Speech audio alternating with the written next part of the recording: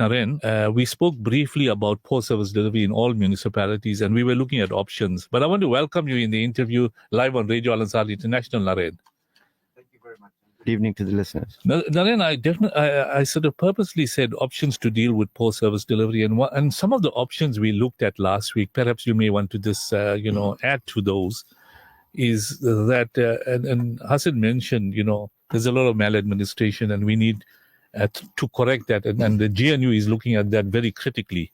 But in the municipalities, the state president has indicated that over the last few decades, they've neglected attention to service delivery at municipality level.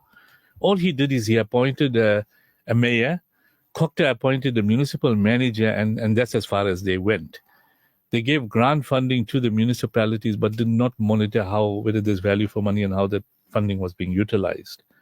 We highlighted in previous weeks that the critical element in all municipalities was poor infrastructure, maintenance and upgrade, and further incompetent cadre deployment and inefficient staff from the city manager downwards in many municipalities that culminated in maladministration, corruption, and no consequential management. So those are the problems. Our listeners want to know, how do we rectify those problems to improve service delivery? Perhaps you just want to give us a summary of some of the issues of areas that the municipality need to look at critically to really respond to the plea of our consumers, our ratepayers, our taxpayers on an improved service delivery. Because if you speak to 99.9% of our ratepayers and taxpayers, they just tell you that, we cut forward what's happening. Yeah, thank you. Look, I think you touched on the points that we covered previously, but I think the most important thing is that we must realize that at municipal level, at local level, is where the coalface of service delivery takes place. And one of the biggest problems South Africa has had since the advent of local municipalities, etc., is that we have political deployment. And what political deployment does is it eliminates meritocracy, because you put in your cronies and your friends who are associated with you politically and have no competence or capabilities to actually do the job function that each portfolio asks for.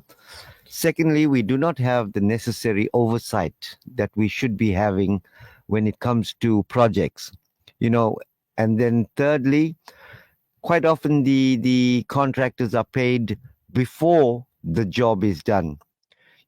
Just like when we're building a house, when the foundation is built, before the rest of the building comes through, the inspectorate has to come and approve the building. And that is how we should look at service delivery.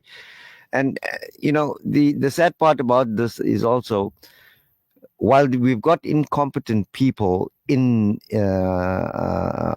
major and serious management positions who are incapable of doing the job, municipalities at great cost acquire consultants. And I put that in inverted commas. It costs quite a packet to get these consultants to advise those who should have known better. And as a result, service delivery becomes always prejudiced in any aspect, from due to water outages, refuse recovery, etc., sewers. So we are handicapped at the moment, and the only alternative or remedy that needs to happen very, very fast and seriously is to reevaluate the kind of personnel we have in management who should have the necessary capacitance to create programs, to enforce performance and get service delivery done. Just quickly, Naren, on what you were saying, and apparently our current mayor, Salil Kaba, he mentioned that he's on the ball, he's got his finger on the pulse, and people are back on track, really improving service delivery in eThekwini. I mean, a lot of our listeners from the eThekwini region. But I think the state president has looked at the mayoral positions and has put, mayors who walk the talk. And Salil Kaba is one such guy. He's having regular meetings with ratepayer associations and listening to what they're saying and implementing. And he said consequence management is going to follow. So, I know you've got a lot of colleagues, because the IFP is now strongly involved in province. And the Minister of Kokta is now looking at eThekwini municipality very closely and holding the mayor and the city manager to account.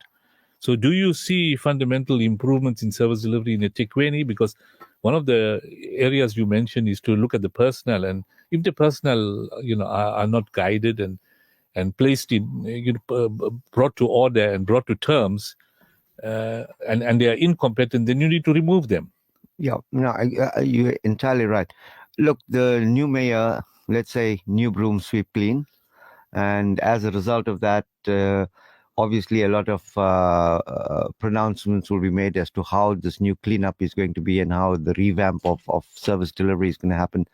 But unless it happens or until it happens, where the proof is in the pudding, we will always be speculating on the might have beens and what can be done. But the reality, and it boils down to the very fact that you mentioned. Look, the state president has got nothing to do with the appointment of the mayors and stuff. Okay, he's involved in appointing the mayor of Minister of Kokta and stuff like that. But I think municipalities have now begun to realize, because of if you look at the amount of protests that we have in terms of service delivery, people are standing up. And I've warned, the mayor of eThekwini, for example, that if we don't deliver as, is instructive of their posts, the people are going to rise at some point, and it's going to be destructive to the entire municipality. There'll be more destruction, as we've seen in the past. So if we don't have oversight, competence, we are never going to get service delivery done. We can scream till we're blue in the face. But I don't want to bring a racial aspect into this. But what has happened in the past is, because the ANC was in the majority, we had a lot of black personnel being put into senior management who were rather incompetent. Not to say that there are other races who are competent, but they were not put there on merit. They were put there because of cadre and cronism and nepotism and all the sort. So that's where we stand with the issue of service delivery and its deliverance, as it were. Naren, I know you've got sort of a Zoom interview with somebody in the Caribbean, and I don't want to hold you up any too long. Your final comments, Naren? Look, I think we need to address this as the time goes along, and hopefully we'll be able to judge more, in a more adequate way as the time goes on with regards to the mayor and the service delivery in eThekwini. But as it stands at the moment, let's say the status quo applies as it stands. So, Naren is mentioning that, listen, the mayor is making all kinds of commitments and promises, but we can't see much on the ground other than some of the positive comments he's made. Time will tell whether it is an improvement. And hopefully in the next show, we should be able to see, because when you drive in the roads, you still see these potholes. When you drive down various roads, you see the light poles off, the lights are off. Water, leaks are taking long to repair, etc., etc. Naren, thank you for joining us this evening. I know it was a short stint with you, but some of the pertinent points you mentioned, we'll take this discussion further in future programs, including how do we deal with forthcoming local government elections? How do ratepayers, because that's our consistent subject, to get the ratepayers on their toes, to deal with pertinent issues, interact with municipal officials, hold them to account, because we're looking at basically options to improve service delivery. So we'll continue with that subject. And when you're available on another occasion, we'll unpack it. I'm sure you'll have more time. Thank you very much. All the best. Thank you. Naren, on your interview. Thank you, and good evening to the listeners.